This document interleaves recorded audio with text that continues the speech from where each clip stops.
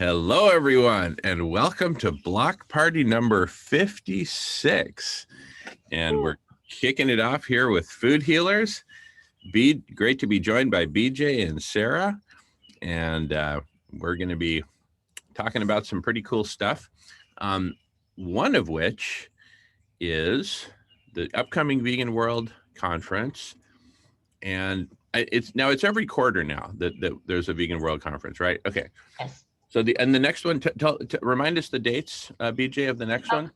Okay, this coming one is April 24 and 25. That's a Saturday and Sunday, 2 full days. And then the next one will be 3 months later. June, I guess. April, May, June, July, August, September, October, July. And then we have one in October just before COP26. Very good, very good. So that all makes perfect sense, and it's very strategic then that we include and involve the SRM, or solar radiation management community, in these vegan conferences for the following simple reason. See, the big catch for them is going to be COP26, and to the extent that we can forge a strategic alliance, not so much between organizations, though it is certainly that, but imagine a strategic alliance between movements, between missions, right, where one of these missions is plant-based, getting the world to go plant-based, and that's probably the most kind of PC friendly way of saying it, because veganism goes beyond plant-based. Veganism is a whole philosophy, ideology. It's so many other things as well, and at least that's my understanding of it, and feel free to comment on that. But anyway, an alliance between, I'll just call it plant-based, and solar radiation management, or SRM, right? And an alliance between those two movements, because the two of them are both pointing in the same direction: saving the planet, saving the planet from destruction. Now, granted, SRM is more focused directly on the heat issue, right? Whereas plant-based is, I would argue, more focused on saving the biosphere, from deforestation, from destruction of all forms. However, having said that, going plant-based also has a tremendous positive impact on cooling the planet, right? Albeit kind of more of a long-term sense. SRM cools the planet in a much more immediate way, right? So anyway, that's just kind of my opening remarks, Your Honor, about, bringing these two together. But where they really intersect, they intersect on multiple levels. It's just kind of, they operate in very different ways, right? But both towards the same goal of saving and healing the planet, right? Right. And so I think it makes sense for the two of them to really join forces. It's kind of like, let's say there was a major, I was in, you probably remember the Oakland Hills fire back in, I think it was like 1991 or something like that, in Oakland, California. It was national news. Anyway, it was a huge fire that affected Oakland and the city of Berkeley, and I don't know, like 3,000 homes burned or something like that. It was just this huge fire.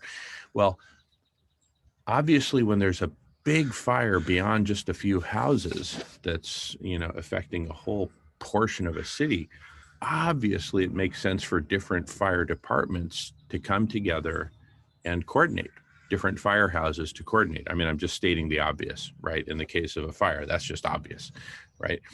Well, think of SRM and plant-based as kind of analogous to being two different planetary fire departments, They're both focused on the same thing: put out the fires, save the planet, save the world's ecosystems from destruction, whether exponential planetary overheating or exponential destruction of the biosphere. But see, that's where the two go hand in hand, right? You know, forest fires cause more overheating. More overheating causes more forests to be susceptible to forest fires, right? And so the two go hand in hand. And, you know, though plant-based operates directly on, hey, the buck stops here, stop chopping down forest, and in fact, return land to nature from animal agriculture to nature, right? SRM just says, hey, let's just cool the planet, just dial down the temperature by reflecting sunlight back into space. So the two operate in very different ways, but both in the same direction: cooling the planet, stopping the fires, stopping the destruction. And so I think there's just a natural opportunity for these two movements, plant-based foods and solar radiation management, to join forces, right? It's kind of like Lord of the Rings, you know, when the dwarves and the humans and the hobbits and I don't know, the elves and who else, you know, they all come together, you know, and they put their staffs together and they say united, and then they go and take on the orcs, right? The orcs in our case is planetary overheating and just planetary destruction.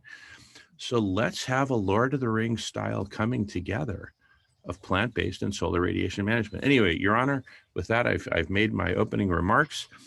Honorable BJ Allen, please tell us your thoughts. And Well, Sarah thank as you well. so much. Yeah, thank you so much, Jamin.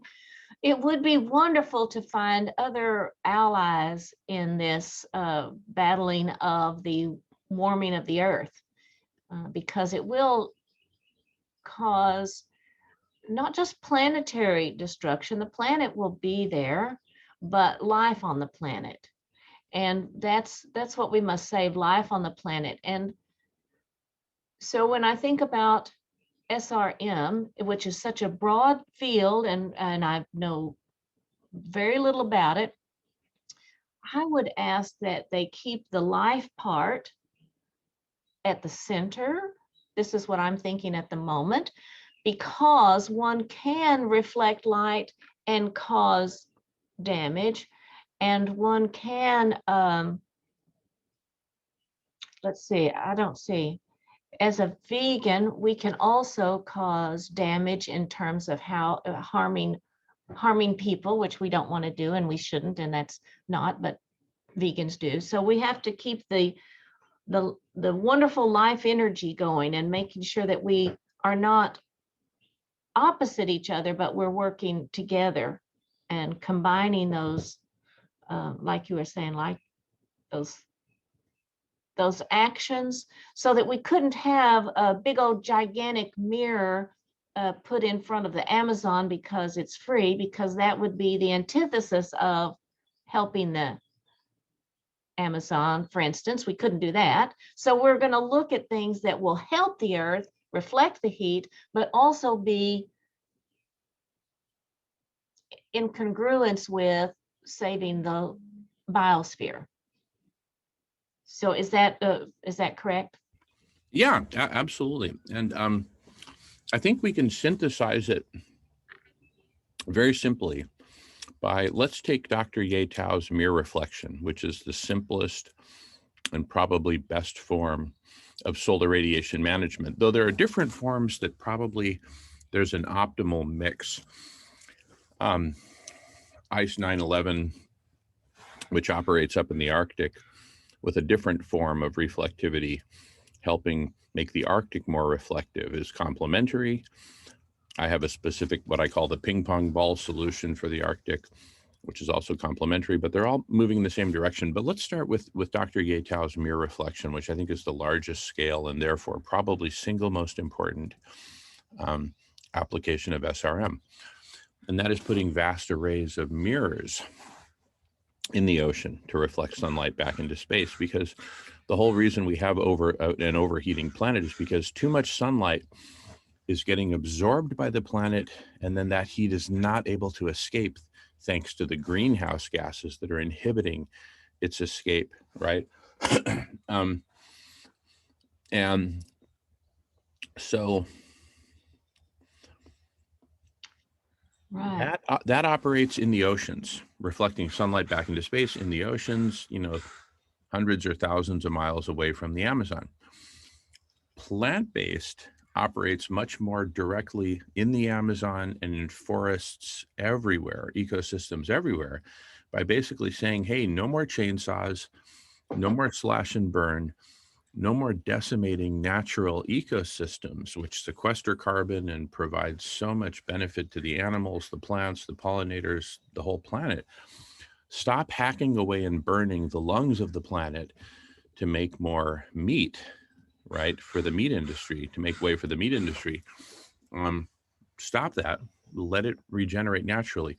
The two of them work together actually perfectly. There's like zero conflict because SRM is cooling the planet way out in the middle of the oceans. And the plant-based movement is saving the forests and saving the ecosystems generally. So we're just saying, hey, let's put those two together and form a united front for saving and healing the planet. I mean, it's as simple as that. It really is that simple, right? Well, thank you, Jamin. I have a question. Yeah, tell me. What about those derricks for out in the ocean for oil? If they start, are they abandoned? Are there some that could be utilized for the SRM? Can we use something that's already there and not put more things there? I would say probably. And the reason I say probably is because I've never actually been faced that question directly. But if there is an oil derrick that's already there, that's already installed, and number one, shame on us for putting that there in the first place. But number two, if it's already there and it's no longer pumping oil, for example, we could use it as essentially an anchor and a base, a hub for installing and managing and maintaining these vast arrays of floating mirrors, right? Now, you know that I'm a bit of a marketing expert, right? Yes. So now let me put on my marketing hat for a moment and say that, and I worked with Silas on this on the paper. At first the paper was going to be called Engineer's Warning, right? Right. And I sent an email to Silas and a number of other engineers on this thread where we were bouncing around these ideas. And I said, listen, the scientists already put out the warning. The world doesn't need to hear another warning from engineers. And it's like, what? Okay.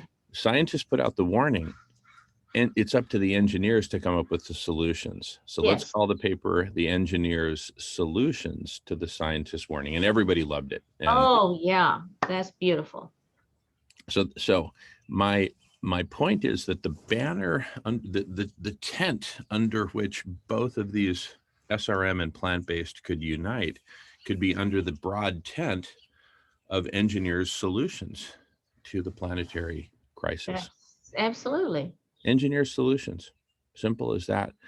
And it's a way to unite both of these things under the banner of solutions. These are engineering solutions. Now, when we think of plant-based, going plant-based, none of us heard about that as, hey, this is an engineering solution.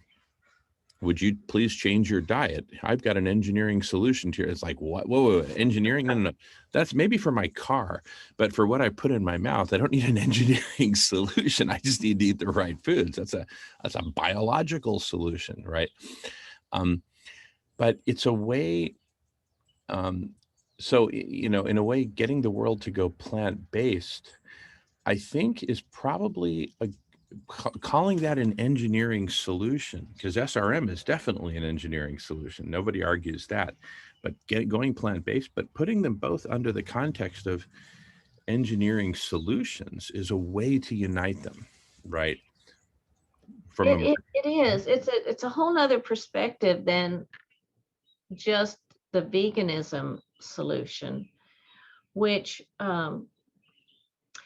I'll talk about the drawdown solutions people are always referring to, and it's taking hold and people are having seminars on it.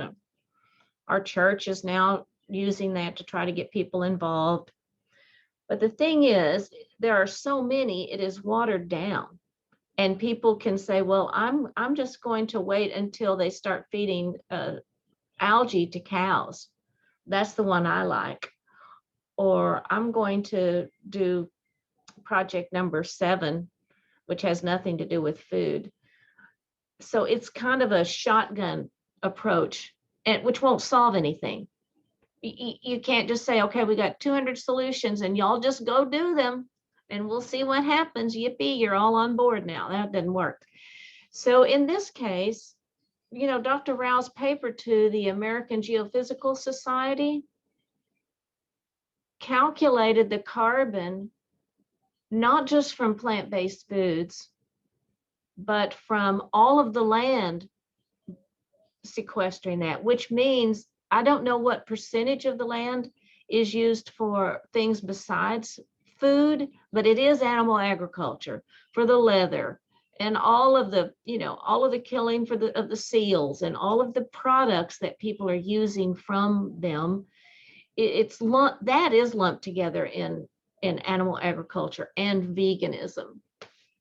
And while part of me wants to do the plant-based and the food part, because that's that's a big enough bite, if you don't mind, as it is. That's one big bite just to do that. But then to start thinking about, well, the shampoo I'm using, and should I not buy leather anymore, and that sort of thing, it's bigger.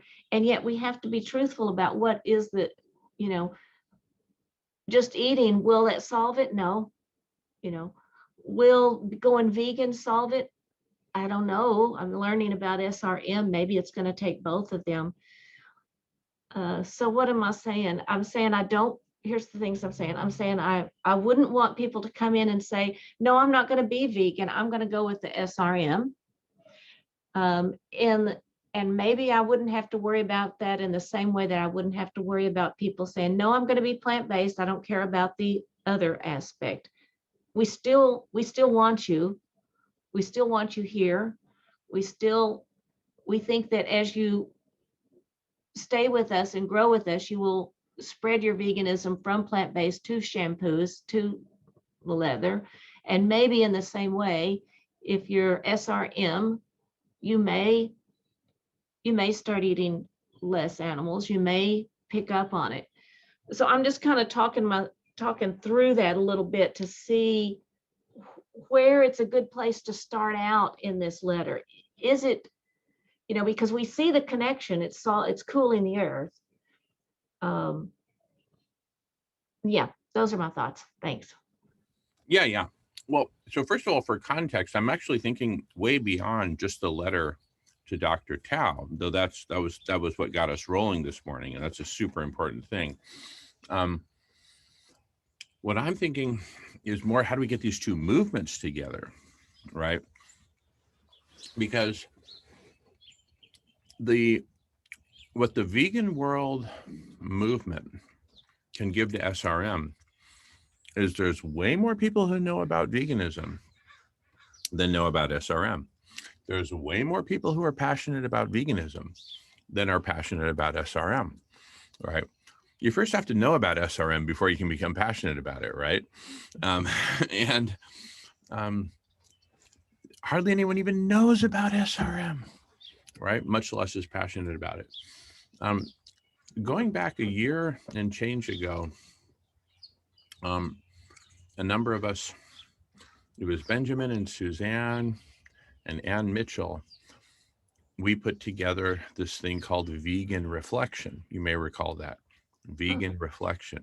It was basically a synthesis of plant-based veganism and solar radiation management. Let's say, hey, what if we put these two together? What do you get? Vegan Reflection, right?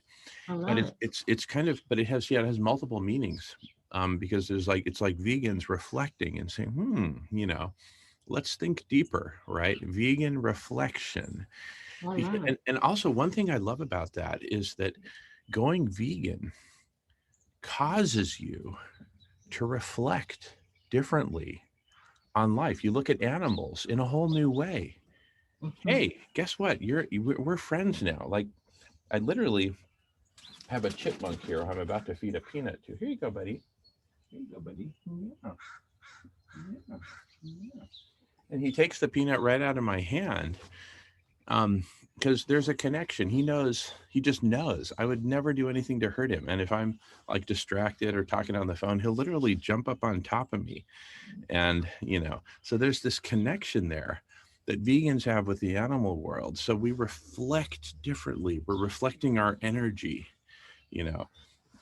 out differently. That Beach Boys song, Good Vibrations? Oh, yeah. I'm picking up good vibrations. I'm reflecting good sensations. Ooh, da, da. I think, so anyway, so vegan reflection, we're reflecting different energy out to the world. And with SRM, we just bump it up a notch and we reflect energy out to space, right? Surplus solar energy. Hey, son, we know you're doing the best you can. You're here you're a giver of life to us, and thank you so much.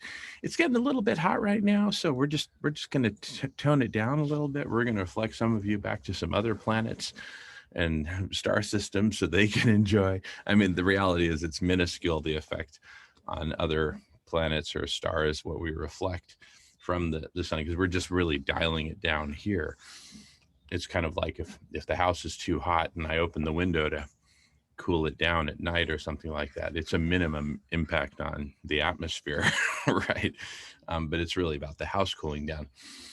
But anyway, I'm just thinking there's an opportunity here, because the biggest opportunity for SRM to get supporters is from the vegan community, because the vegans are already very dialed in. Now, of course, see, there's a lot of vegans who go vegan because they love animals and for health reasons. And those are very good reasons. Don't get me wrong. But there's a lot of vegans who probably aren't that dialed into the climate aspects of veganism, right? So I see it as sort of as a progression. It starts with animal rights and health, right, is kind of perhaps the starting point for a lot of people. And then it would extend to protecting ecosystems. Hey, don't chop down those forests, to make way for more for the meat industry. So that's very environmental, but it's kind of local environmental. Very, very good. All thumbs up, all very positive. But even a lot of those vegans who are conscious at that level are not conscious of the climate impacts of veganism, because that's an even higher level conversation. So I kind of see this gradual expansion of consciousness from health and animal and loving animals to protecting local ecosystems to protecting the entire planet. But once we get going on that progression, why stop there? The next big leap is to embrace solar radiation management. Vegans embracing SRM, hence vegan reflection, right? Simple. Now, as we do that, and as we support the SRM folks, and they say, wow, there's all this support coming in from, frankly, an unexpected direction. All these vegans suddenly supporting us, supporting SRM. First of all, thank you. Second of all, tell us more. How did you come to this? Well, we're all about da-da-da-da-da. Just tell them about the progression from health and loving animals to local ecosystems to the planet to, hey, what else can we do for the planet beyond going plant-based, right? I think that approaching it and approaching them from that angle, that will only cause their minds to open up more to vegans and veganism, right?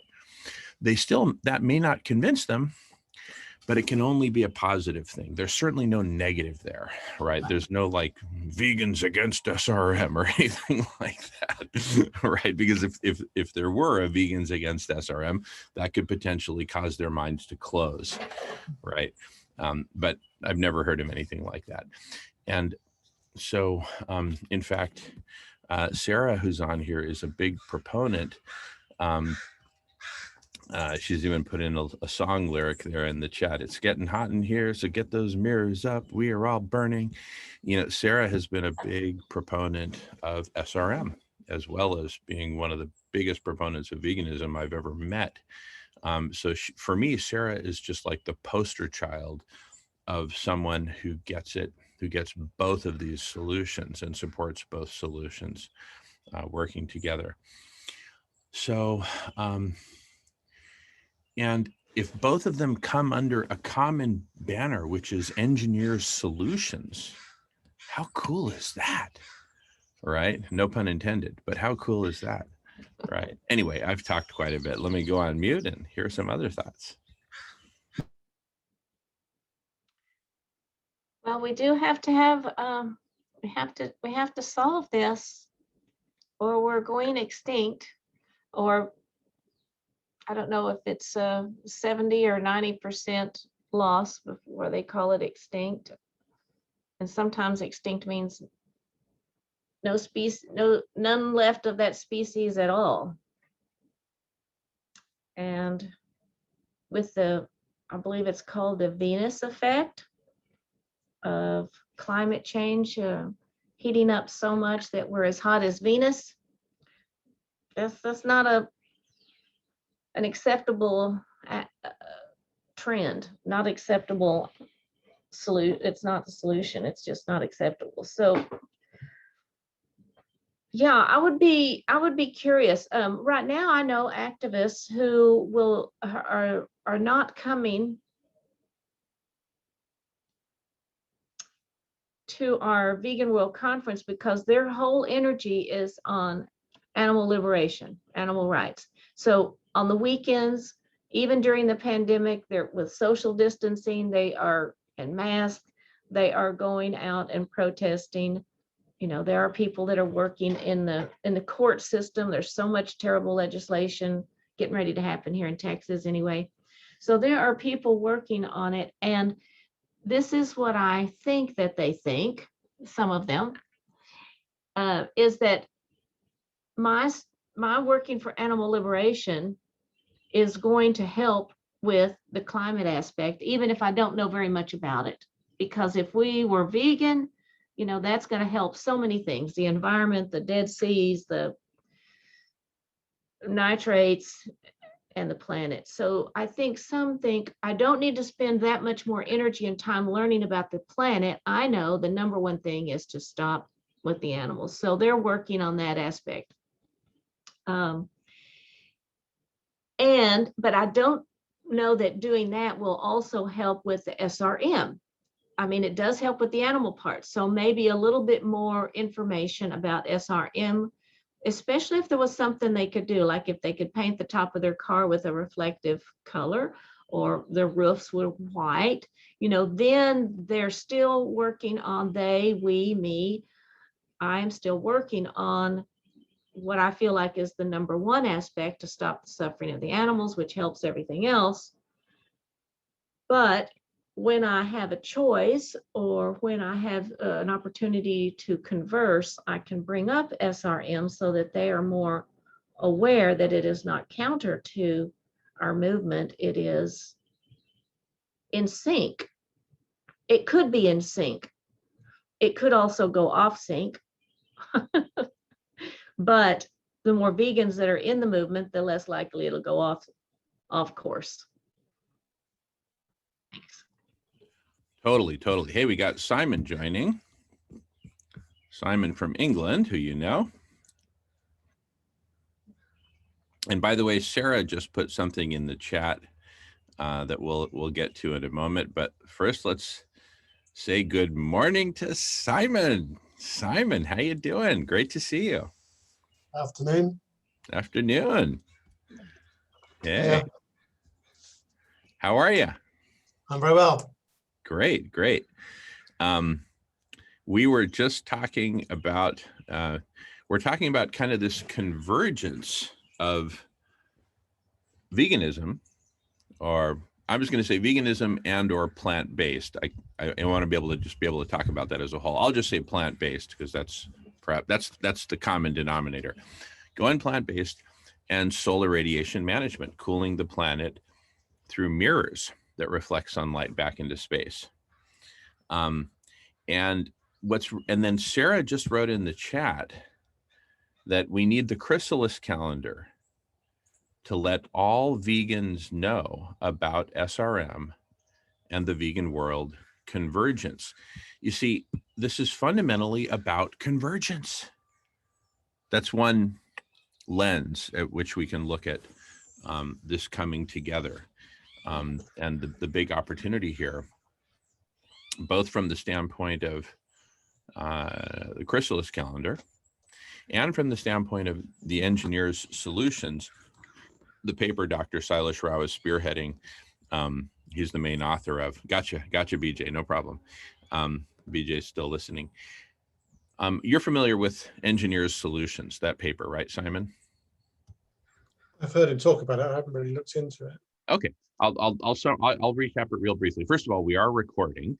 And so Engineers Solution, and we can pause recording anytime, just say pause. But Engineers Solutions is, see, at first, Sailesh and some other engineers, including myself, were working on a paper called, I was just a minor contributor to it until a certain critical moment was reached, which I'll get to in a moment. But at first, we were working on a paper called Engineers Warning, about the climate and planetary overheating. Everyone's familiar with the scientist warning. Well, Sailesh came up with the idea of, hey, let's put out an engineer's warning. And after some iterations, I said, wait a second. The scientists have already put out the warning. Who needs another warning from engineers? It's kind of like that. Engineers are the ones who come up with solutions, right? So let's call the paper Engineers Solutions to the Scientist Warning. Okay. And all the engineers on the email thread said, love it, love it, love it, let's do it. And so Sailesh said, let's do it. So change the focus. What I have argued for, there's been a growing acceptance among the vegan community of SRM, largely because I've been promoting it, and Sarah, God bless you, is promoting it as well, and now so is BJ, and lots of vegans are getting on board. So I saw a huge opportunity here to really bring these two together, plant-based foods and SRM, under the common umbrella of Engineers Solutions, right? Normally, you don't think of veganism as an engineering solution, but if you think at a planetary scale, right, how do we re-engineer the planet? Plant-based foods is a perfectly viable engineering solution, as much as solar radiation management is. So anyway, that brings you up to speed on what we're talking about. So that's a convergence. It's a convergence of two mega solutions, plant-based foods and SRM, right, converging around under a common banner of let's save and heal life on Earth. Let's cool the planet. Let's save the ecosystems. Now, similarly, and this is Sarah's point that she just put in the chat just before you joined, is SRM and veganism can come together in the Chrysalis calendar. So the Chrysalis calendar is this point of convergence of so many things, way beyond just plant-based foods and SRM, but so many things that need to come together. So in a way, it's kind of like Russian dolls, right?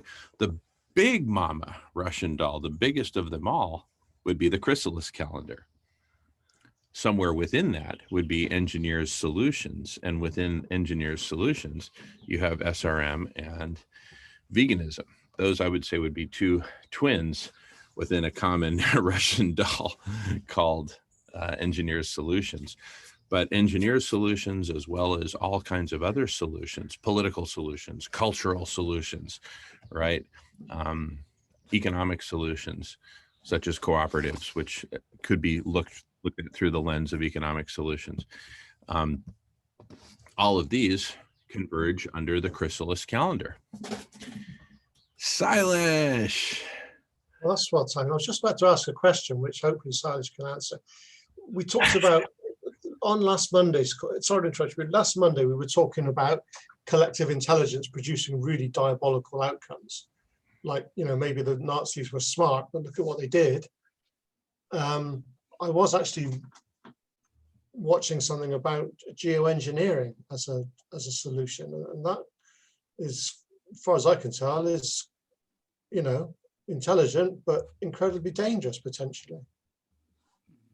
Yeah, we'll get to that. First, I just want to comment, we are recording and we can pause anytime. Just do this if you want to pause. Silas, welcome. Great to see you. And Good to see you too. Feel free to say hello, give us any updates. Feel free to jump in with answering Simon's question. We've been having a really great discussion, by the way, so we can recap it for you. In fact, maybe we start with a little recap for Silas. Sure. And then let's get to Simon's question about the potential dangers of geoengineering. So here's the synthesis. So we've been talking about this kind of natural, though for some people may find it a little funny, but this kind of natural emerging partnership between veganism and solar radiation management.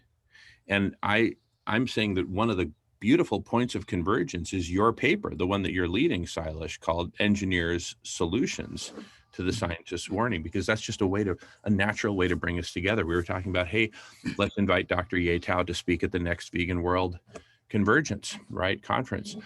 And then this week we've been working on this new idea that just hatched up 2 days ago called the Chrysalis Calendar, inspired by you, Silas, of the, you know, Chrysalis. So we just kept bouncing it around. And we've also been working on the need for a universal calendar of all these conversations and meetings and presentations and just events generally that all point in the direction of saving, healing, and transforming life on Earth. And so we ultimately settled on Chrysalis Calendar, a calendar for all of the chrysalis conversations, all the imaginal selves, such as ourselves, coming together and talking about all this. And Simon is a major force. In fact, he was essentially the guy who said, hey, let's bring Chrysalis to this, because I was just thinking calendar. And he said, hey, Chrysalis. Silas keeps talking about Chrysalis. So anyway, Silas, we credit you with now 2 major convergences that are bringing these different solutions together. One is Engineers Solutions. The other is the Chrysalis Calendar. So with that as a concise introduction, I pass the talking feather to you. And let's not forget about Simon's question, but we'll get to that when we get to it. Silas, great to see you. How you doing? We love you. Tell us what's good and new. Well, thank you so much. I had a really great conversation with my Stanford colleagues on Wednesday, and they are on board.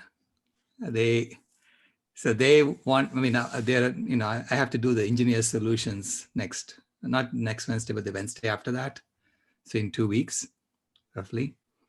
But they're on board. And so the good news there is that my advisor is a fellow of the National Academy of Engineering, and he's received awards from Obama. I mean, he's like way up there, which means this paper can get on Nature or Science magazine, you know, so which would be awesome, right?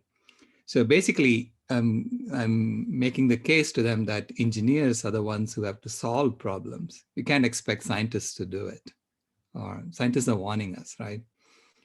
And if you look at how we have destroyed the planet, engineers are responsible for creating the implements and the tools that are destroying the planet. So we have a responsibility to use those tools for the right purpose. So, and I kind of framed it as that we have axiomatic flaws in our civilization, you know, and there are 2 axiomatic flaws. One is the pursuit of happiness. So I call it the axiom of consumerism. Maybe I'll show you the slides I used, a couple of them at least.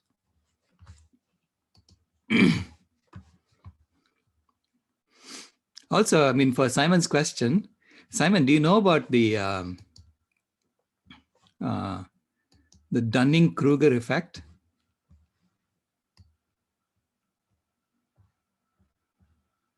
You're on mute, Simon. I was I'm inclined to say no. I'm aware of global dimming. Is that something similar? Okay. Or? No, the Dunning-Kruger effect is an observed effect in humanity, where you ask people whether how confident they are about their opinion. It turns out that those who know the least actually are the most confident about their opinion. I know a few of those. So yeah, sure, I'll share that. Hold on. Let me see if I have it up. No, I don't. Okay, yeah, I do have it up. Okay. So let me see. Start share.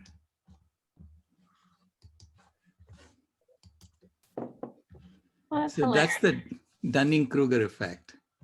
They call it the peak of Mount Stupid. When you know the least, you're highly confident about your opinion.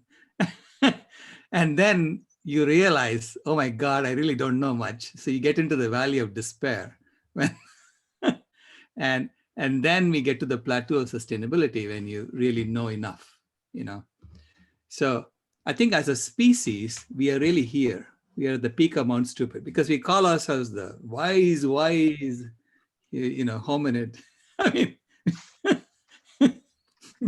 the wisest species on the planet,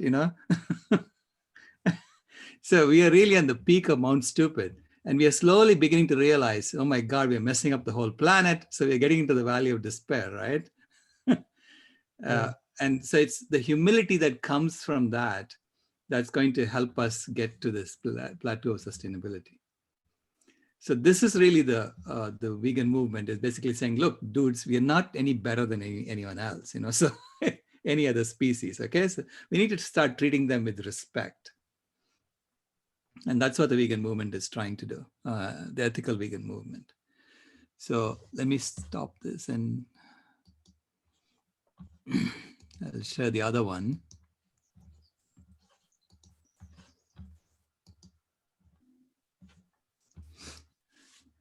So I basically pointed out to them that there are two axioms in our current civilization, which we take for granted. Axioms are things that are just in the air, we just assume that that's true. and we build everything on those axioms, right? So the first is the axiom of consumerism, which is that the pursuit of happiness is best accomplished by stoking and satisfying a never-ending series of latent desires.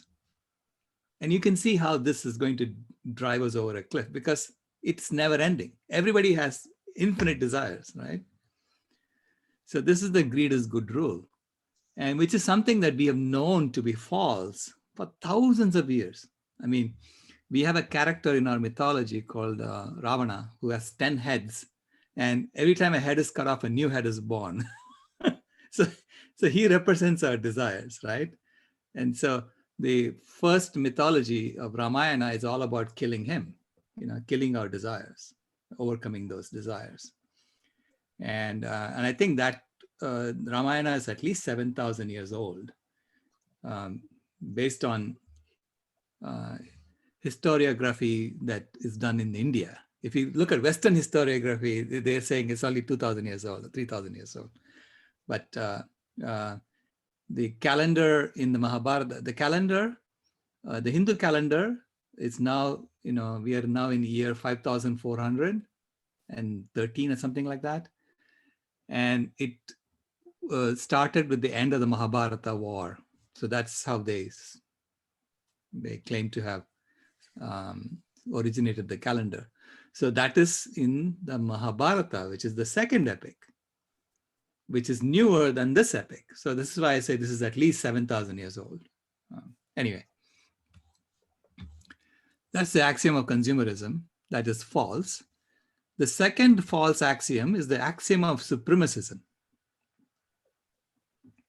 which says life is a competitive game in which those who have gained an advantage may possess, enslave, and exploit animals, nature, and the disadvantaged for their pursuit of happiness. And this is the might is right rule.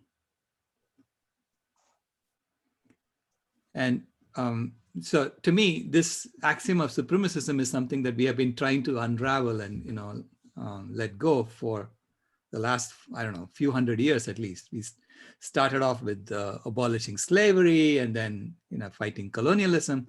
So to me, this is, European white male human supremacism.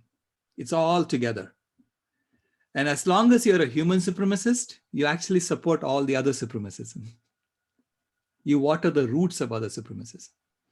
So this is why we all have to work on ourselves.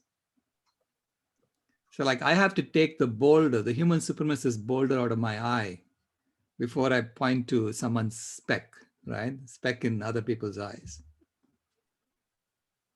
So because I know when I practice human supremacism, I might as well wear a pointy white hat and white robes and march to the Ku Klux Klan, it's exactly the same thing. It is indirectly, it's the same thing. So this is why I said, we all have to work on ourselves. And the way I worked on it was by just letting Kimaya show me my human supremacism. And she kept pointing it out to me. All you have to do is listen to children. They don't have it. Okay, when they're born, they don't have it. So they can teach us. So I pointed out to them that when you have axioms that are false, obviously a civilization is going to be unsustainable. And so we really have to build a civilization on correct axioms.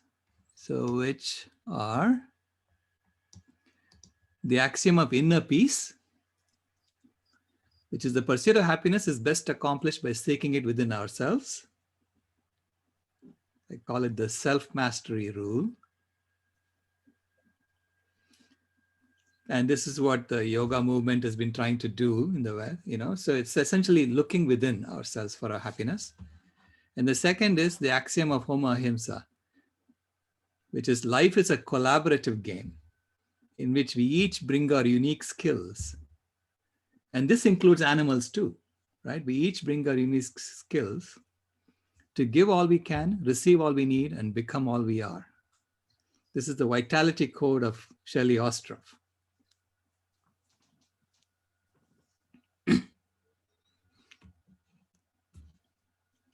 And so the engineer's solutions to scientist warnings is fundamentally about creating a new infrastructure and institutions that implement these two axioms as opposed to the old axioms.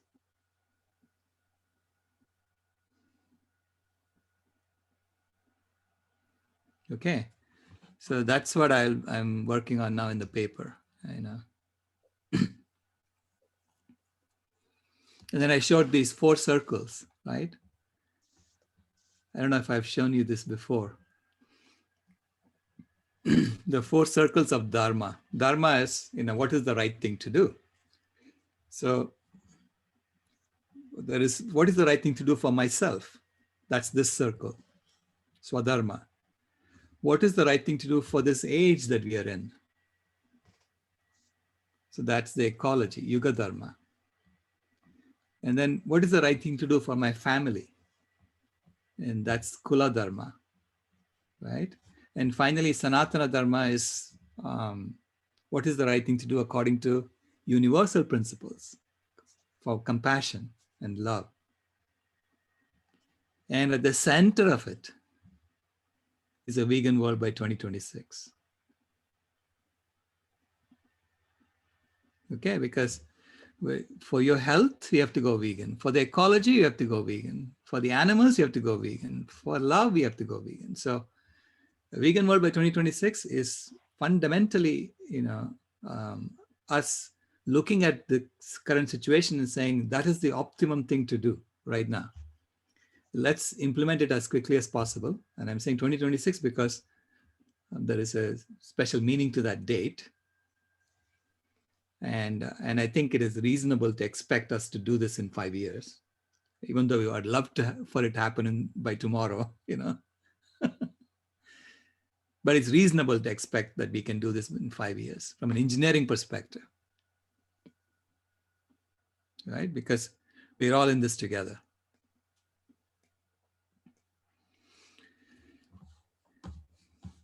Anyway, it's a fairly long, as you can see, it was a fairly long presentation. I can actually post the video to it if you're interested. Okay. There's a Dropbox link. You have to be, I think Dropbox now has a limit of 1 hour if you want to watch it directly. So you have to download it if you want to watch the entire video. It's about 1 hour and 20 minutes or so. I'll have to start paying for Dropbox again. That's the way that goes. Can we No, get the this one, slide- it's free. You can download it for free. Can we get the slide somewhere as well? Yeah, hold on a second. Well, that is fantastic. And so you wouldn't mind us sharing this, or you want to wait till, is this going to be part of your presentation also at the Vegan World? Yeah, it'll be part of it. Well, Vegan World 2026, I'm going to focus more on the second presentation, which is engineer solutions. Okay, okay. Well, anyway, this is fantastic. Thank you. This is more of my journey. So I called it my Galileo moments, because fundamentally I'm telling people that this is a Galileo moment in human history. Once you see that these axioms are false, you can't say, well, I'll stick with it anyway. It's like, once I told you the sun does not go around the earth, you don't sit around saying, well, I'll still pretend it's true. It's funny that you should say this is a particular time in history. I came up with a strap line for the chrysalis calendar. Can you read that? This is our time. Yeah, I think you should make it T.H.I.S is our time. Oh, yeah, that incorporates this. Yeah. Yeah, transform, heal, and intentionally save life on earth.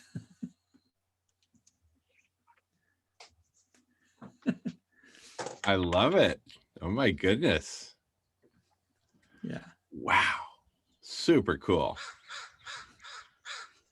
About how many people got to see your presentation, Dr. Rao? About 20 something. But these are all high-powered people. In fact, one of them is going to call me today. Wonderful. Wants to get me to talk to all his environmental friends. Wonderful. It's moving. It's getting traction. Yeah, it's Like- getting traction. So like- today I'm going to be speaking. This is why this evening I won't be able to join, because today I'm speaking to my IIT colleagues. Can I monopolize a bit of Silish's time so I don't get many opportunities, and I'm Sure. really at a place where I really need his help. I'm on WhatsApp with Harshak. Okay. Is he the right guy? Because I really want to try and embed all that you're talking about within the business environment, which is a bit axiomatic. It's almost an oxymoron, really, but I think it can be done. And the primary way it will be done is, as the business that I'm contemplating expands, everybody that works for the company will commit to this receive what you need aspect. Mm-hmm. So it won't be about how much we earn. We all will want to earn enough to manage within the system as is, Right. so that we're all collectively involved in this transformation, Right. and contributing, giving Right. what we can to what we're talking about. So, because I think that what happens so much, I mean, I know a lot of really cool people, but they're just too busy earning a living, and they get burnt out. They so much want to contribute to this transformation, but they just get burnt out, tired, have to go back to doing it what they're. And I'm not talking about educated people, just ordinary, decent, hardworking, ordinary people that know they're in this rat race and they want to break free, but it's got such a hold over them, and they're lost over and over and over again to this movement, if you want to call it that. Right. So I think the right people for you are the people who are taking my course in the Indian School of Business.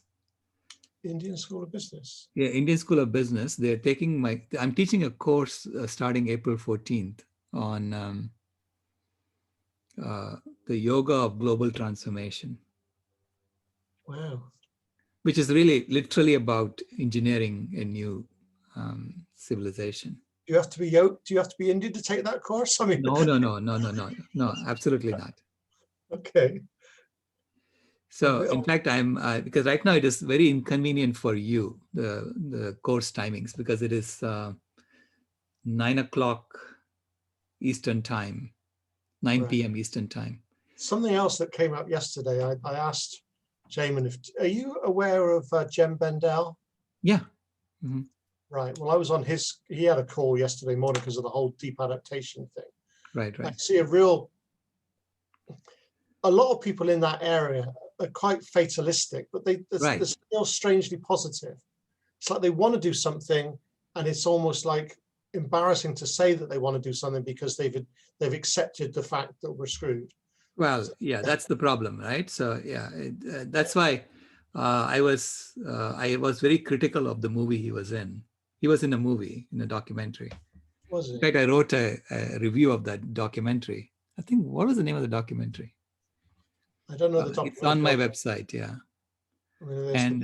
And they were not very happy with me for my critical review. Does it mean anything to you, BJ? Very briefly, I know Jem because he teaches at an English university, and he was heavily involved in money being a large part of the problem, right, in terms of sustainability. And he took a step back and looked at the situation and concluded that all the roads were converging in a very desperate way. We were just heading down a path of societal collapse, basically. Right. And he was told when he released this paper that it was tantamount to career suicide, but he did it anyway. Was that the Michael Moore movie? No, it wasn't the Michael Moore movie. It was it was done by an Australian guy. Hold on a second. Let me find it. I didn't know it transpired into a movie. I'd like to see that. Yeah, I mean, basically that's what I argue against in my course. A fatalistic view like that assumes that the ego is in charge. Right. Right. But when we acquire humility and recognize that we are part of something much, much larger, which is actually pretty smart. Okay. Yeah, it's the review of living in the time of dying. Okay. And I think you will see Jem Bendell on the front of it, of my blog. So here's my blog on it. Okay. I might take it out with it. Yeah, that's the point I'm making. The point I'm making is that when this again was the story of the Bhagavad Gita, and what happened when man went to God and said, should I fight the battle of life? Why should I fight the battle of life? You take care of it. You are God. And God said, how do you think I do it? Through you. So get your butt out there and work, right? So that's what he said. and what he said then was, no matter when you start fighting on behalf of life, okay, the outcome will be the same, meaning the life will thrive eventually. It's up to you to decide how much suffering you want to take. So when we decide that we are, that life is going down the tubes and we cannot do anything about it, right? We are basically giving up and letting the bad side win.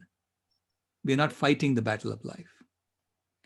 So it's up to us to fight the battle of life. So that's why I'm rallying my engineering friends, because engineers, we are the ones who figured out, this internet and all this nonsense that they are now using to destroy the planet quicker and quicker, right? I say, excuse me, that's not why I made it. So this How dare you use my stuff for this? This business concept of mine, which is basically about creating just communities. Right. Because of the fortuitous double meaning of just, where we happen to live all aspects of social justice. Presumably you've got no objection to me incorporating a lot of what you're talking about information-wise on the website. Absolutely not. I mean, everything I do is open source. Everything I do is open source. You're welcome to take it. You don't even have to acknowledge me, nothing. It's all yours, right? Because it's not mine to begin with. I didn't come up with it. I'm just Well, opening my mouth and it shows up, you know? yeah, but actually, although I understand what you're saying, to actually acknowledge you would give the whole thing a certain gravitas, which I think would be That's very up to you. It's up to Yeah. you how you want to do it. okay. But I want to connect you with this business school students, Please, who are are they, probably I the mean, right people for you, because you know, fundamentally what you're talking about is a system, yes, right? And a system in which, so I even had this idea. So we have this community kitchen in Phoenix, where we used to, at least before COVID, where people would come and drop whatever they wanted, but they get to eat a 14-course meal, completely all vegan, all organic, and it's awesome. So it's basically, that's her way of marketing her services, which is, you know, she cooks these foods and she sells them. And then for marketing, she has the community kitchen, which people come and experience what she has cooked, and they pay what they can, right? So she has a jar, people pay what they can. And I told her, and she always complains that she doesn't get enough money in that than the cost of the food she's giving out. And I was telling her, you know, a couple of things. First of all, you are also marketing. So therefore, this is a marketing expense. You should look at it as marketing expense, number one. Number two, you need to have feedback for people. If you don't have feedback, if they don't know how much it really cost you, they won't know how much to contribute, right? So basically I said, put a light out there, which is red when you don't have enough money, right? When you haven't collected enough money. And as soon as you collect enough money, make it turn green. sadly, a red light means something else in this country. Right. No, I mean, or some indicator saying that I don't have enough. I'm with you. Yeah, that's Right? so, I don't have so enough. simple. And you But can even add like a 10% on your actual cost. As say, I want this 10% as margin, and say that, you know, that's, and tell them this is what I'm doing. Okay, I'm taking the actual cost, I'm adding 10% to it, and I'm saying if you haven't contributed enough, it's going to indicate that I don't have enough. So then you can have a situation where people look at your website and say, oh my God, poor Simon doesn't have enough money. They'll drop it on you. Okay. Then they will know, right, that you are going under. Because if you are constantly going under in terms of the cost of your operations versus what your revenues are, you're obviously going to go bankrupt eventually. Right. So the this goes back to my previous point about how perverse our system is, that, you know, you're trying to do some good, but if you can't pay your way because of the system we're embedded in, then you can't do what you're trying to do. Exactly. Are many of your students, are they in the UK or Oh, there's one student in Germany. And so if you also want to join, I'll put the course. Then I have the clout to go to the university and say, change my timings. Because right now my timings are inconvenient for Europeans. It's convenient for US and convenient for India. So could we make this course part of the universal calendar? Could we make it available to people? Of course. See, eventually I'm going to put all my courses on a climatehealers.academy. Wow. Okay, so I'm creating a climatehealers.academy, because when you're changing the axioms of civilization, you have to change the entire system. You have to change the education system. You have to change everything. Okay. I would love for what I'm working on to be the conduit to help with that process, because you just can't stop and change overnight. Right, right. This So is all that's about what this. this is all about This business. is a 5-year program. You know, I'm talking about a 5-year program of doing this transformation. I think Just Cooperate in the Chrysalis, we're all about creating the space where this transformation can take place. Right. HUA. So I'll put the web page for the course.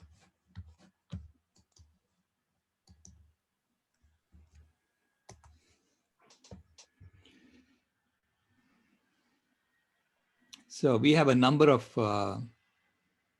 people from India who joined the course. And in fact, I have someone donated money to me saying that please use it to support Indian students who want to join the course. So I have money for more Indian students to join. But the course is currently at 9 p.m. Eastern time, and I want to make it 9 a.m. Eastern time, because then it will be easier for people in Europe to join as well. And it's just as, it may be a little hard for Pacific people, but it's because it's 6 a.m. for Pacific time. It'll be 6 a.m. for me. I'll be waking up at 6 a.m. to make but it'll be 6:30 p.m. for people in India. So we have to do something like that, make it early in the morning for US time so that it's easier for people in Europe to join. Because right now I have one student who joined halfway into my course on the Dharma of Global Sustainability. And she's actually waking up at 3 in the morning to attend the course. I'm saying, what? I don't want that to be constant for her. She has my admiration. I'm keen, but not that keen. She's awesome. She really got into it. She actually joined halfway into the course, and she caught up with all the lectures. And then, see, I just don't think you can achieve your 2026 ambition unless there's a very holistic transformation. It just can't be food, can it? It's the whole it's the whole thing. Yeah, absolutely. It's the whole thing. It's the whole thing. It's up us taking responsibility as engineers for creating a thriving, a sustainable civilization on a thriving planet Earth, okay, on spaceship Earth. So this is our spaceship. Okay? And you don't ask lawyers and economists to design spaceships that go to Mars. So why the heck are you asking them to design spaceship Earth? So. Well, I got a water-fed pole window cleaning business. That's kind of engineering a little bit. Go ahead, Jamin. Thank you. Really loving this discussion. So I've got a couple points I want to make, but I'm going to do it kind of by way of a story. So Silas, you've introduced us all to the chrysalis, the concept of the chrysalis, the imaginal cells, and the butterfly forming. Now, can you imagine if within the chrysalis, early stage, it's still just this gelatinous goo, right, encapsulated in the chrysalis, boundary shell or whatever it is. Can you imagine as these imaginal cells start to form and wake up and talk to each other? Can you imagine one of them saying, "Hey, I'm more important because I'm working on the eyes of the butterfly," and another one saying, "No, I'm more important because I'm working on the wings." No, you guys got it all wrong. I'm most important because I'm working on the landing gear, the feet. If we can't land, then there's no point to even taking flight, I don't think they have that kind of argument. I don't think there's a capitalism within the chrysalis, right? I think there's much more holism, right?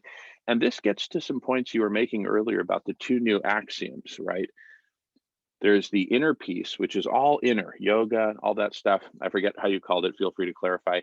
And then there's the other axiom is kind of more external, homo ahimsa. What can we do for the whole world? Now, I invite us all to embrace this chrysalis thinking to everything we're doing, where we say, okay, we need to reinvent the new spaceship. Yes, the engineers are super important for the mechanical systems, the structural systems, electrical, all this good stuff. And the lawyers have a key part to play for the legal systems and this and that. The artists have a key part to play. The marketers have a key part to play. Everyone has a part to play, right?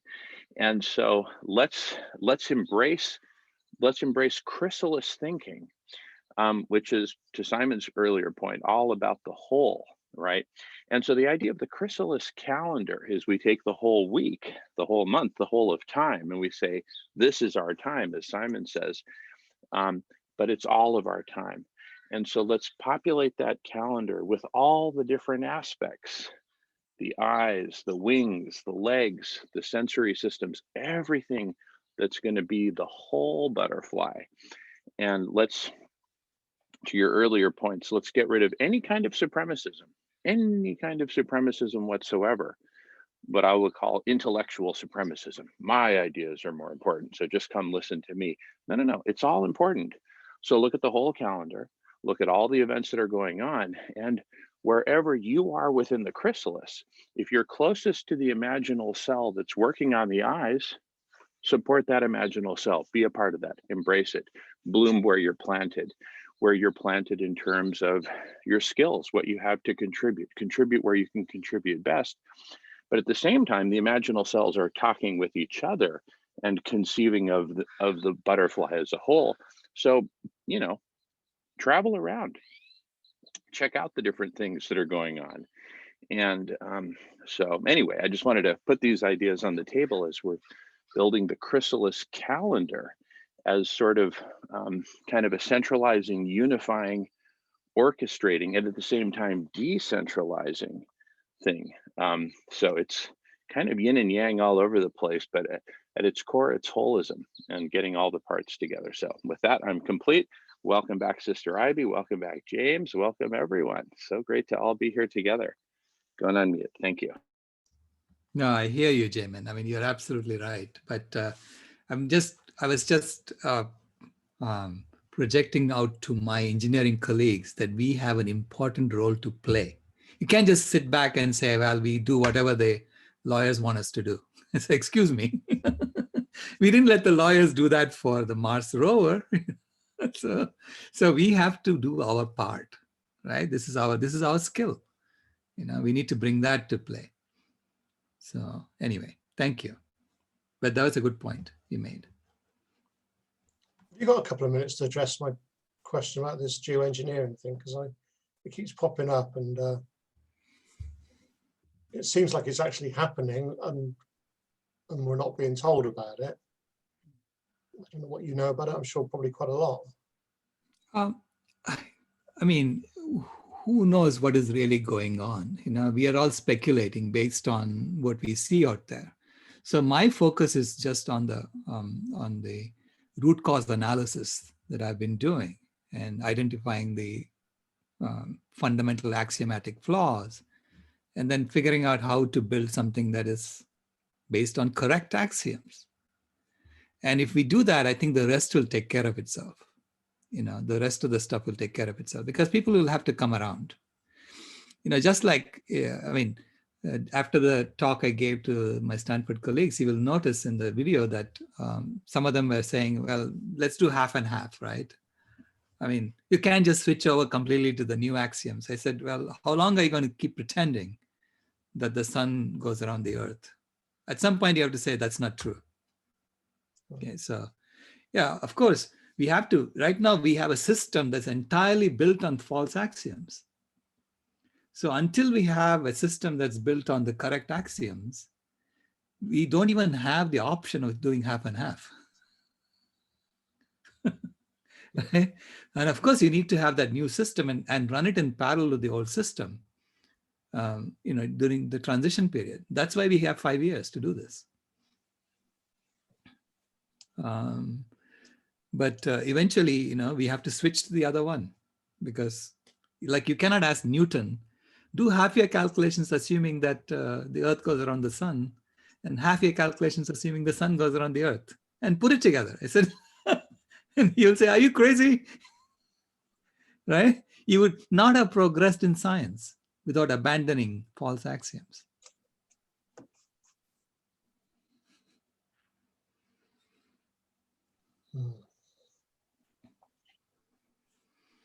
So same thing with progress, right? So I mean, we cannot progress to a sustainable civilization without abandoning false axioms.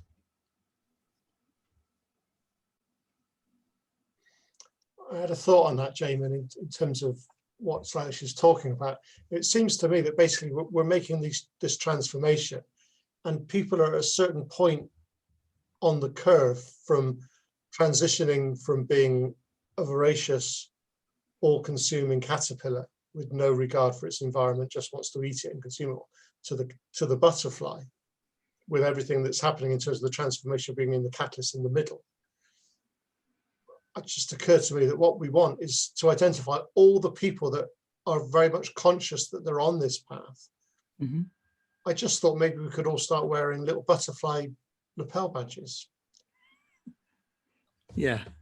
We were all wearing this for a while,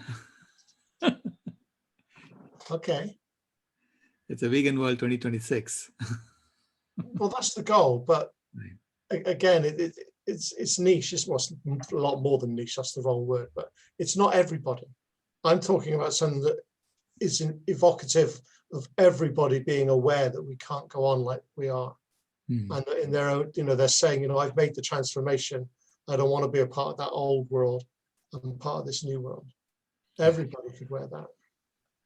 Ooh, I've got an ooh. My ooh is we could self-identify You're as, excused in that case. pardon me? I said you're excused in that case. Thank you. My idea is we could self-identify as imaginal cells, right? Because those are the cells that first wake up and achieve some level of consciousness within the chrysalis, if I've understood correctly, Silas. Mhm. And then they start communicating with each other and orchestrating, right? They realize most of the other cells are asleep and they say, you know what, that's okay. We're not trying to wake up these other cells any more than that biologist when he was a kid who tried to help the butterflies out by cutting open the chrysalis to say, come on out before their time. Hey, we're not here to wake up anyone else before their time. Calling all imaginal cells. Right. How about that? So this is a specific, I used to say dog whistle, but I don't anymore. Thank you, Sarah. But let's call it an imaginal cell whistle, right? We're putting out a call that's intended for other imaginal cells. If you're still sleeping, hey, maybe you need a couple extra hours of sleep, right? You'll wake up when you wake up. And when you do, please come to the main auditorium, come to the Chrysalis calendar and, figure out your part in it. So it's kind of, and see, I just love that it's called imaginal cells because it sounds like imagination, Mhm. right? It's like imagining the butterfly that's in the process of becoming, right? And I love the transition. In fact, we were thinking of putting kind of as part of the logo of the Chrysalis calendar, this transition from butterfly, chrysalis, caterpillar, butterfly, chrysalis, where we show the stages. The caterpillar stage was that peak of Mount Stupidity, because it basically said, listen, I don't have time to even think about anything else. I have to stoke my desires, fulfill my desires, and be supreme. Otherwise, I won't survive, right? And so, of course, I'm right. Of course, I'm right. It was just this very simple logic. And then, as we went through destruction, that's kind of coming down the mountain as we realize all the destruction. We're in this descent and this age of confusion, right? And then the chrysalis is where we start to climb out, and it's climbing as more and more cells wake up and realize their part in the whole. But the imaginal cells bear a noblesse oblige style responsibility to say, hey, we're the first ones who woke up here. It's our job to come together and, gently help the others wake up, or abruptly, depending on the circumstance. Like if the house is on fire, hey, sound the alarm, wake everybody up. I don't care how abrupt it is. So it's kind of a balance between urgency and gentleness. And I haven't figured that out. Maybe we'll figure it out collectively. But in any case, it's up to the imaginal cells. It's up to us to come together first, certainly for us to come together, because if we can't come together, how the heck are we going to expect others who are still half asleep to come together? To come together around what? Around discord? No, around this unity, this holistic view of unity where we all belong, right? And that's the essence of the chrysalis calendar. It's the essence of the chrysalis. Thank you. When you descend from the peak of Mount Stupid to the valley, that's really when you acquire humility. So you have to acquire humility, and that's the place where you actually say, I don't even know him if I'm awake. Okay, I just know I'm stupid. I was stupid. That's all I know. And so now I'm I'm not going to tell other people, hey, you are stupid. No, I'm trying to open up my own, get rid of my own stupidity. I'm focused on that, right? So, but I know that, if we base it on this axiom, I know it's going to go through, it's going to destroy ourselves, right? I know that. So I have another false axioms, when you build anything on false axioms, you're going to destroy it, right? So you know that. So I have that's another all. a question, Silas. In terms of the metaphor of moving from the caterpillar to the butterfly, Mm.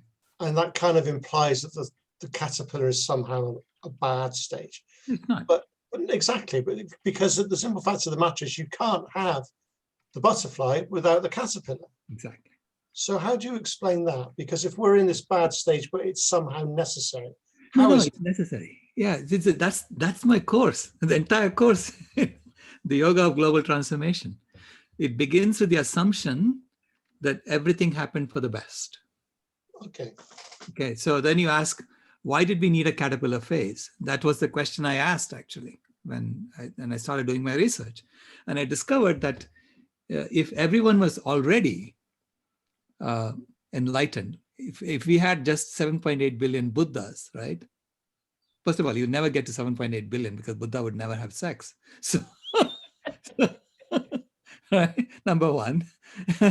And number two, Buddha wouldn't care. He would be happy all the time. So he wouldn't care to go figure out how to build the internet, how to build all these things that are now heating up the planet.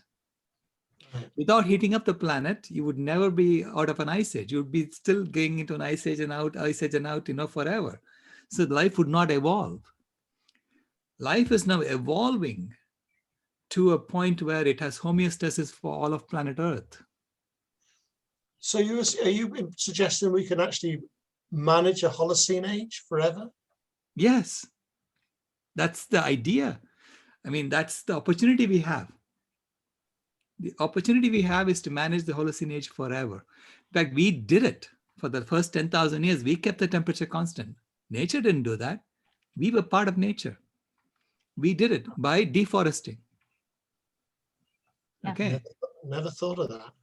By deforesting, we did that. Okay, that's the book I wrote, the Carbon Yoga. Yeah. Right. So, and now after we, created all these tools and technologies so that we now understand what we did, now we're being slapped around saying, wake up. You're done. If you keep doing this, you're going to kill yourself. Right. Nature is waking us up. This is awesome. Yes, I just want to jump in and say, yes, Carbon Yoga was mind-blowing and changed everything for me. And I didn't, when you came, Dr. Rao, I'd only read your first book when you came to Austin to speak, and I was already blown away and enthralled. But when I read that second book, which was harder for me because it had such deep concepts you were putting together and you had to build on them to get them together.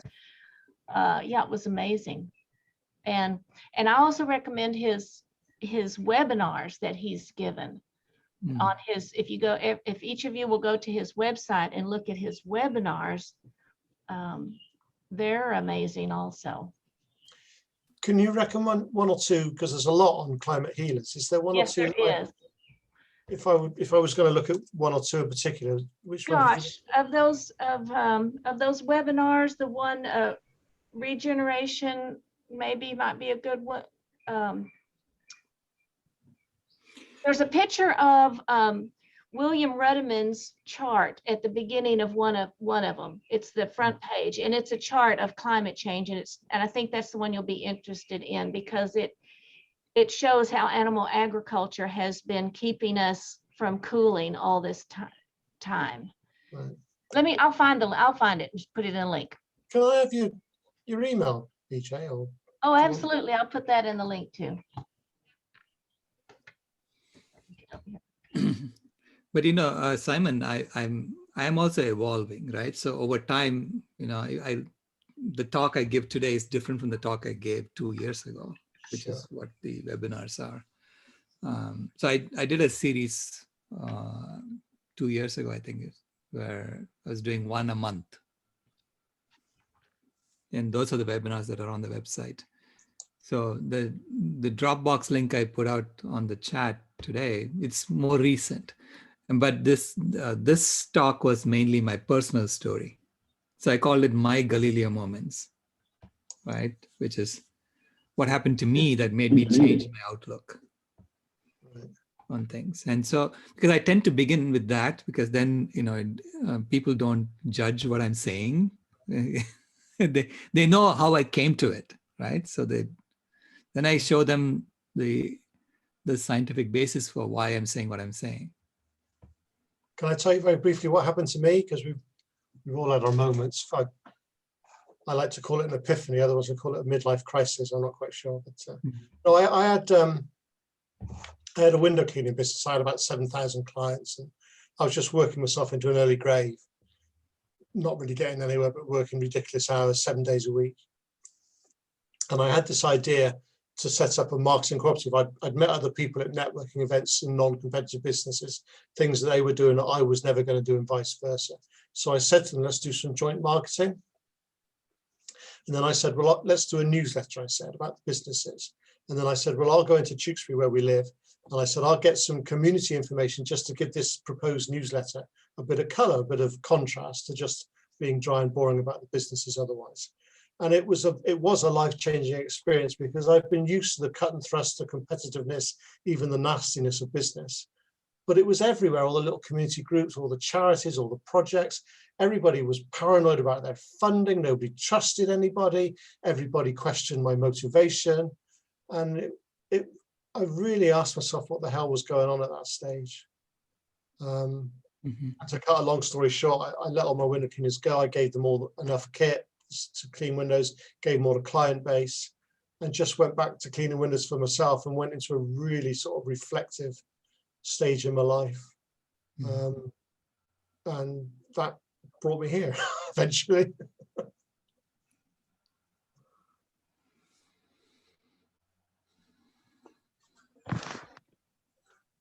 Hello, everyone. Sister Ivy, hello.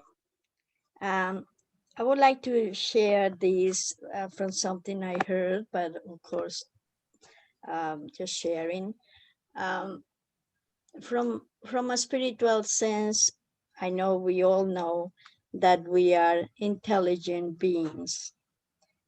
Sometimes we don't act like it, but we are intelligent beings. So anytime when I hear about like stupidity, I know we're not talking about our true selves. Right. And so the way that I have worked this out, because of course we hear it a lot, you're stupid, we're stupid, or whatever, and stupidity and all this stuff. So I have constantly and for long prayed about this and listened to see what's the truth about this. And I just share what I got so far is that because we are intelligent beings, there's no room for the stupidity, because the core is intelligence and the source is intelligent. But it's more about not being awakened and ignorance. Right. And this has been a blessing for me, because I don't accept any stupidity in any being, not only humans, any being, because of these reasons. And so it gets me out of kind of a lie, Mm-hmm. And it is really always about not being awakened and ignorance of something that we need to know. But that different view, it has blessed me, and I know it blesses any being that I think of, because I don't accept stupidity in any being. And that just, of course, goes to bless the world too, which is what we all want. That's all my sharing. Thank you. Thank you, Sister Ivy. That was really profound what you just said. I think I took that picture straight from a presentation that was done by someone else. So Would you You're show right. that? You could say the peak of Mount stupidity should really be the peak of Mount ignorance. Yes, that will be You're right. more You're absolutely- accurate. Yes, yes. And thank you for your presentation. I didn't get to see it all, but what I saw, I thought it was wonderful. Thank you so much. Sure. And thank you everyone for being here. Thank you, Sister Ivy. Yes, I didn't know if y'all got to see that chart that he did. And Yeah, I can put it up again.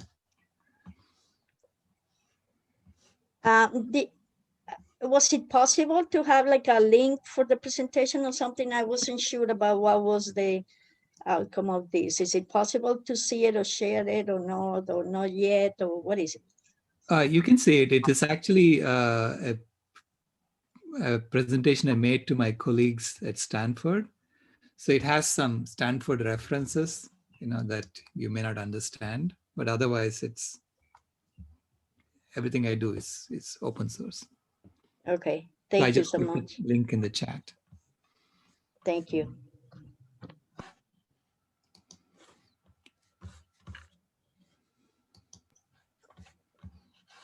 So just sharing this, stupidity or stupid is one of the words that I banned from not only my vocabulary, but my thinking. I do not accept it. And sometimes even if I hear it or it comes, I completely take it out. Just like what I will do with I cannot. Or, yeah, I can't. Okay. Wait a minute, what do you mean I can't? Let's see if this is something that the creator, the spirit of goodness, the intelligent mind wants me to do, then I can. It's just all this awareness of the words that and the concepts that we hear from so early. We are hearing from maybe when we are 3, like so-and-so is stupid, or bad boy, bad girl, all the stuff, and it's so much to trash to take out. And I'm sharing this because the more we here do it, the more it gets out there and the more it gets to the world. So we'll be all blessing. thank you, Sister Ivy. Sure.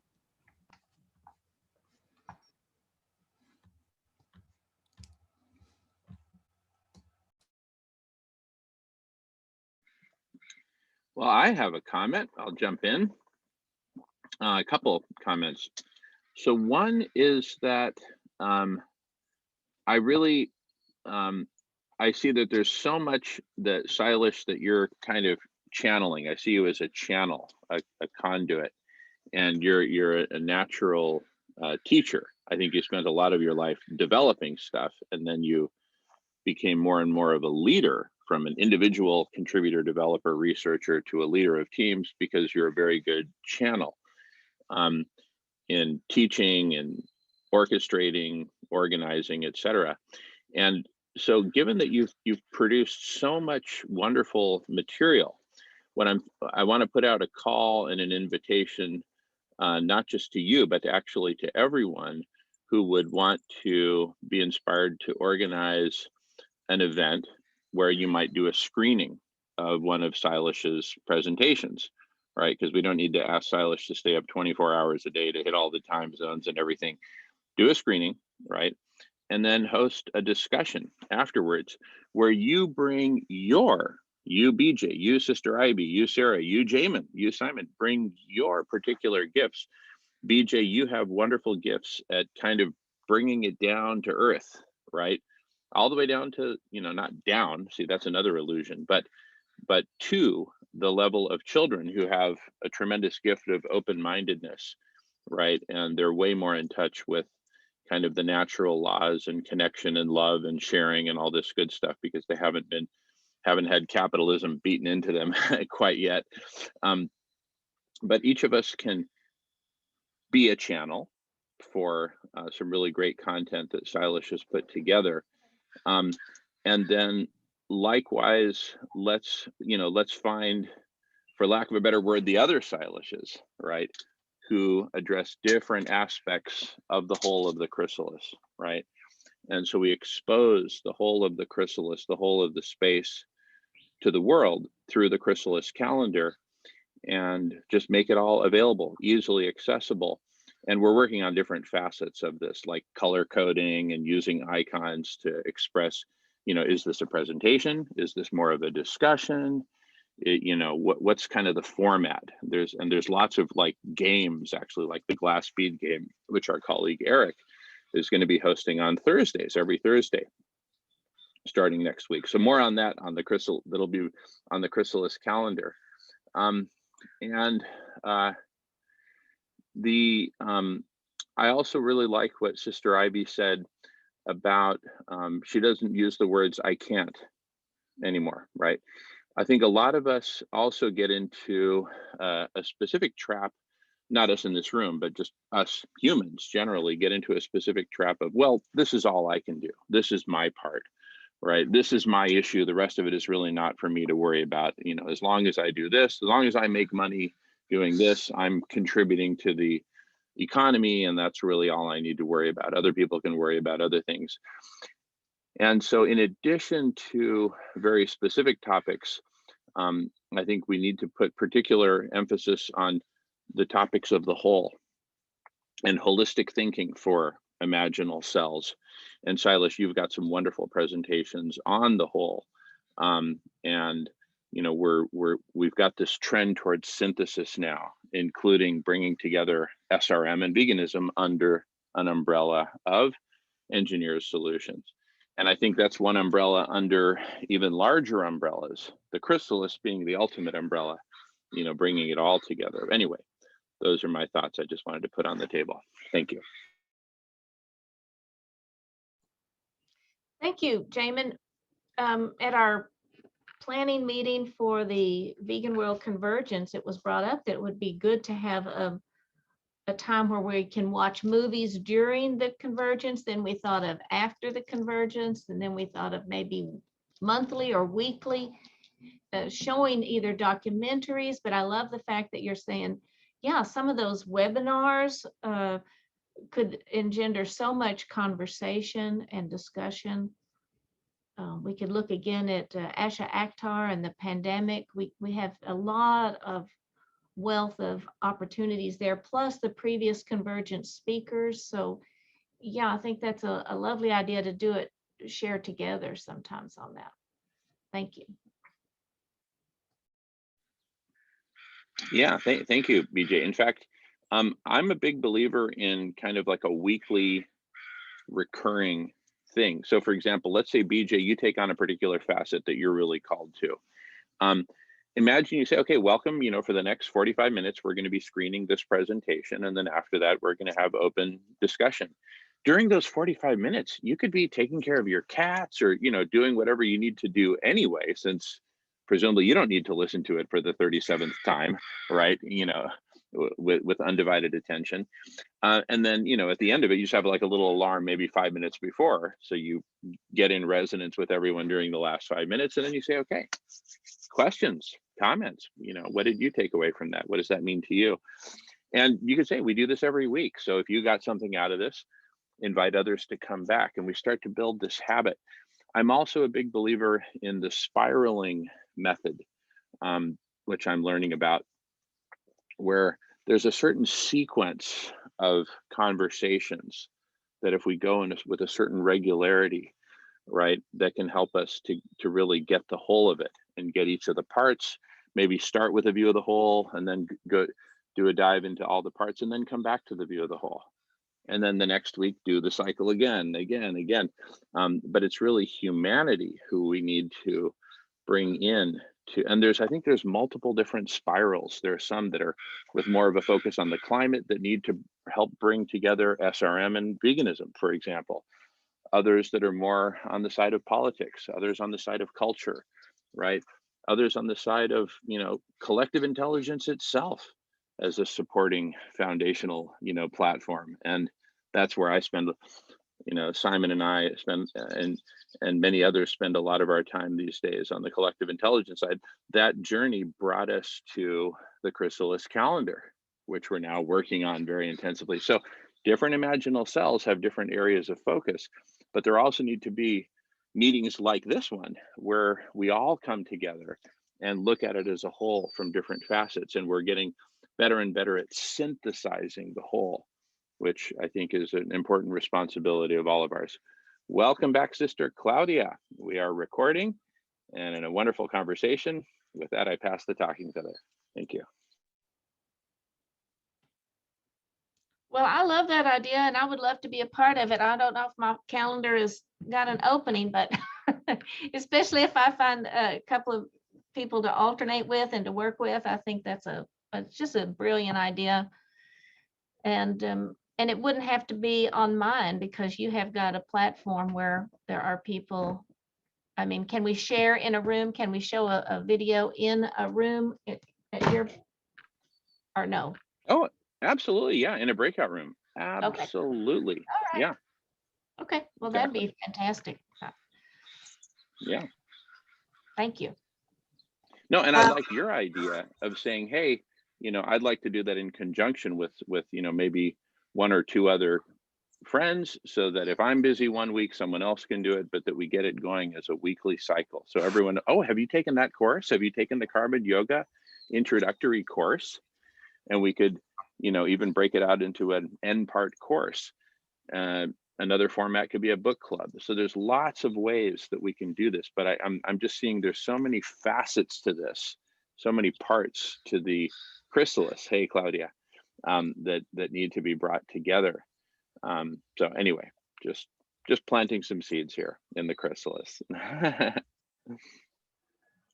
I would like to bring up something that Brother Jamin said that I think is so important about the point that people think so much that way, of course, because it's a system that teaches us to think that way. I'm doing my part. I go to my work and I got my job and I do it and I'm responsible, and you know the rest other people can take care of it. I find a lot of times needing to deal with that, especially with professionals. They just said, hey, I'm doing my work because through my job, I blah, blah, blah. And I'm like, what about volunteering? What about doing something out of the job? Because you do get paid for it. So yes, that's responsible. You have your job, whatever, you know, but, and it's something that if anybody has good thoughts about it, I would like to hear them, because this is constantly, you know, I hear this constantly, like, I'm doing my part with that. And we need to awaken people about, no, that's just, you know, the regular main basic responsibility we have to do to take care of whatever needs we may have or whatever, and not being in a gutter, you know, so taking care of that. But what about the world? What about humanity? What about the good causes? And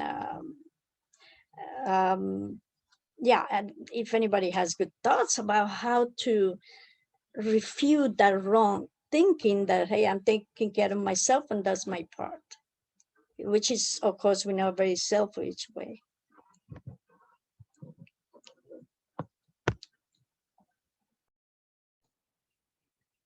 Thank you, Sister Ivy.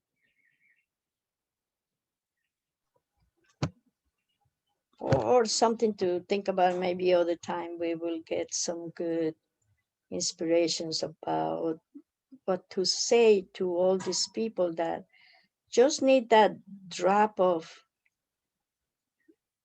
unselfishness to be awakened to a great need of humanity and all beings, of course.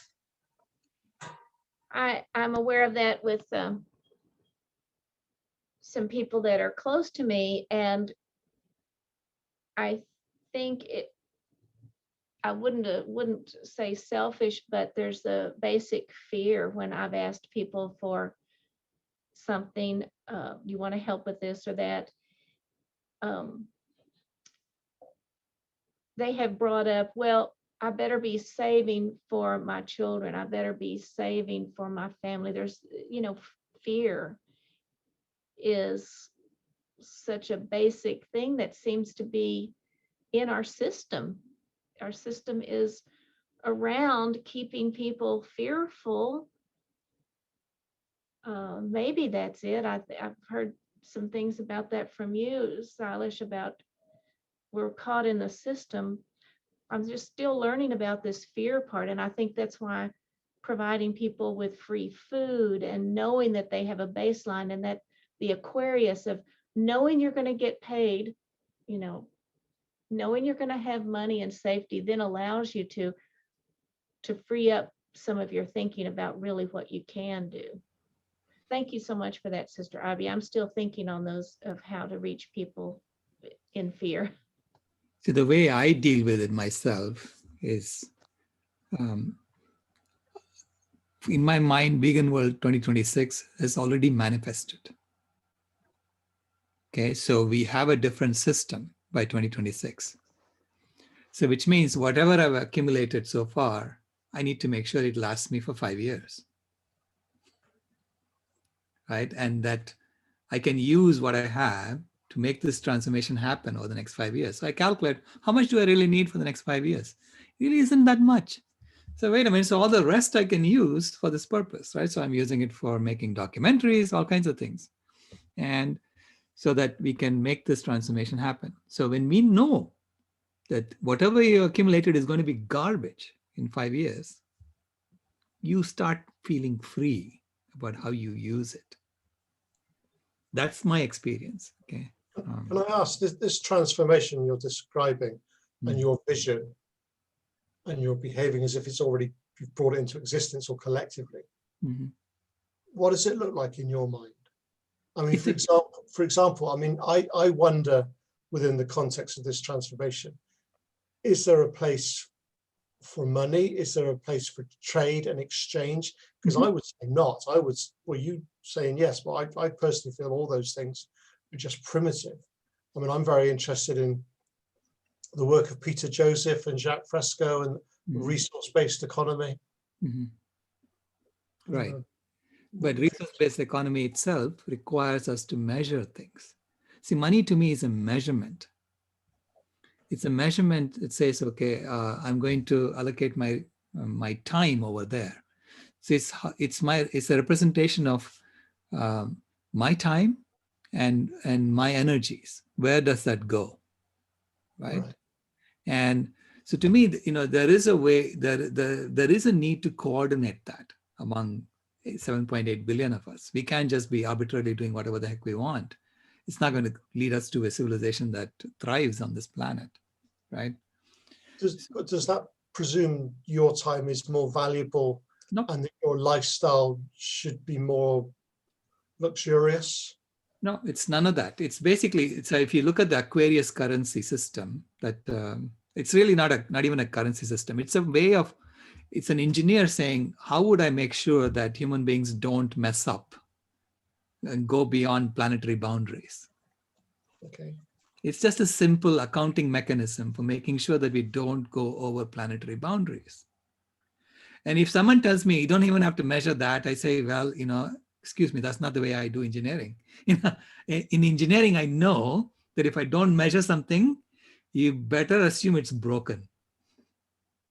Right. And ask yourself, if it's broken, is it still going to work? See, that's the rule we used to have at Intel, okay? I mean, Intel, I've done chips that work, right? We had to get chips that 150 million units had to work. And so we had a rule that if you don't test a certain aspect of the chip that you're designing, assume that it's broken, and then tell me if the rest of the chip still works. And if you say that the rest of the chip will still work, even if that's broken, I ask you, why the heck is it in there? So take it out. So you reach a conclusion that 100% of your chip, what you put in the chip, has to be tested and verified. Okay, so That was the rule we had, in building anything that worked. So if we don't measure something, if we don't measure whether we are using up more land that we need to, that we can, or we don't using up to more, you're putting more CO2 than we need to, than we can, then you're not going to be sustainable. That's my rule, fundamental rule. Do you still envisage global corporations with a profit motive? Well, global cooperatives, collaboratives. Okay. Yeah, because fundamentally, we all have to collaborate to create certain things. Like I can't make this blue Yeti blue microphone by myself, I can't. Right. I may be the best engineer on the planet, right? I really need other people to help me. Someone to go smelt the metal, and someone to go create these little knobs so I can put it together. So we need collaboratives as human beings. Do you see, sorry for hogging Silas a wee bit here, but I mean, I've struggled with setting my businesses up as a cooperative. As a workers' cooperative, it's still about producing surplus to be shared amongst the workers. I love the idea of collaboratives, the next stage beyond cooperatives. Right. But there's no legal structure for that. Right. We have to create one. In the new system, we'll create one. So those are the things we are working on, so we have to create a new system. Create a new legal structure for collaboratives. Everything. What an awesome idea. Yeah, because ultimately, look, we are organized in the way we are organized now to funnel wealth to a few people. That's how we are organized, right? So now we have to say, okay, how do we organize ourselves so that we are helping all of Earth? So it's a holistic way of organizing ourselves. It's a different, it's a different set of axioms we start with, right? So which means it's a completely different system. So do you mind helping me a wee bit with the language on this website I'm putting together? Because I don't think I'd have come up with it with global collaboratives, but I wish I had.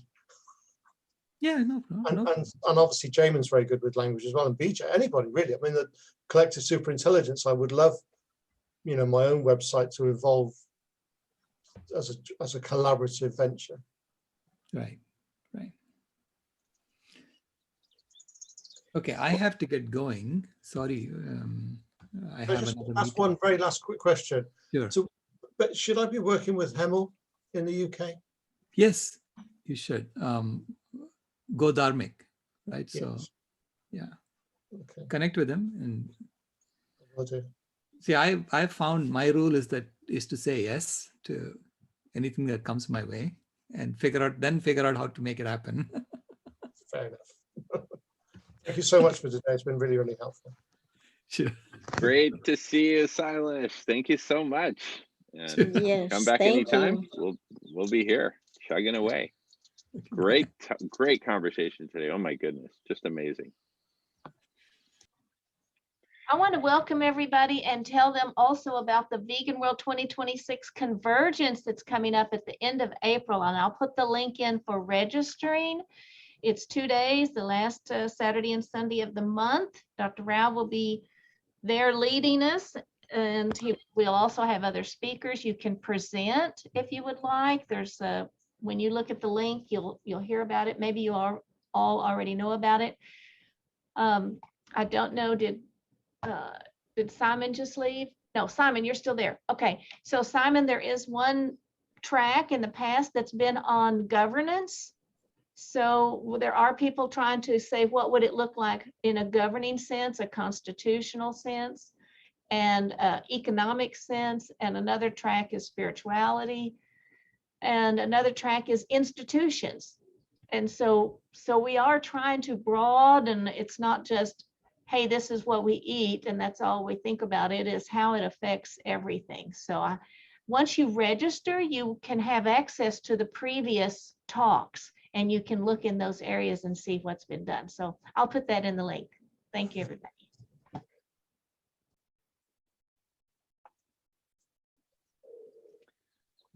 Beautiful. Well, I have a couple comments. One is, first of all, welcome back, Miranda. Great to see you. Great to see everyone. Regarding Simon's comment about, hey, I could use some help with this, with that.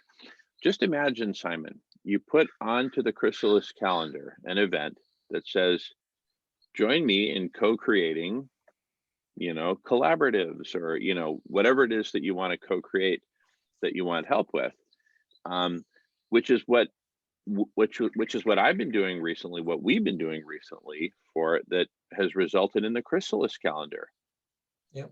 We said, hey, join us and let's figure out this universal calendar thing, right? I just started beating the drum, and which in the sense is now a platform for figuring out all kinds of things. Just put it on the calendar, and if you build it, they will come. We're just building conversations here, co-creative conversations.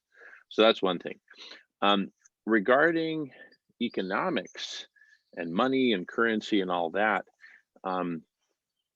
obviously one major focus we have is food healers, feeding everyone plant-based foods. Once that's done, and really delicious, nutritious, nothing second rate or third rate, but gourmet plant-based foods of the kind Sister Ivy makes available to people in houseless camps in Los Angeles. Once gourmet plant-based foods are freely available to everyone consistently, guess what? That's a part of your monthly budget that you can just draw a red line through. Psh, done. I don't need to spend money on that. Now, expand that to shelter, housing, transportation, access to libraries. Thank you, Andrew Carnegie. Access to the internet, access to open space and nature. Thank you, Parks and Recreation. Thank you, East Bay Regional Park District, which my dad was a major contributor to, and on and on. Next thing you know, hey, what do I really even need money for? Now, there will be people who say, hey, listen, I'm going to put all this effort into making this beautiful Swiss watch, and I'll trade it for tokens, right, of whatever kind. So now that becomes an optional token game if you want certain things. And but it's totally optional. It's not something that you're forced to participate in order to survive. So let's take survival off the table, shall we? Right? Let's make survival a basic human right, and survival across all these dimensions that I mentioned, not just the basics of food and water and and a garbage can over your head at night, but something more than just basics. Let's make it actually gourmet. And we can totally do this, right? Not just gourmet food, but gourmet shelter. Why not? And so then I think about this a lot. And while I was thinking about it, and I've kind of created a bunch of concepts for some even cryptocurrencies that would help facilitate this. So let's say that I've got some boat, right? So let's say you got all these boat owners, right, who don't. And most people don't have access to boats unless they have money. Well, imagine, everyone makes a big deal about Bitcoin, this and that. So another coin that I've conceived of and have actually a domain name for is Boatcoin. So imagine I'm a boat owner, and I say, look, here's this thing called Boatcoin, and it's very simple. If you eat plant-based foods, you get a free boat ride a month on my boat. Right? Imagine if a whole bunch of boat owners said, listen, free boat rides for people who eat plant-based, because guess what? It has value to me that you've gone plant-based and you're helping spread peace and love and healing in the world, and love and compassion for animals and ecosystems. Come take a free ride on my boat once a month, something like that. Boatcoin, right? Because boats are one of the places where I'm like, well, wait a second, this gift. Not everyone can own a boat, right? So, how do we bridge that? And I think if we look for it, we will find creative solutions for just about everything. Simon, I know you're a big believer in libraries, not just libraries for books, but tool libraries, sporting goods libraries. If you need something, just borrow it, check it out, use it, and then return it. And of course, some people, their gift is they love to repair stuff. right? They love to sharpen tools and oil tools and whatever.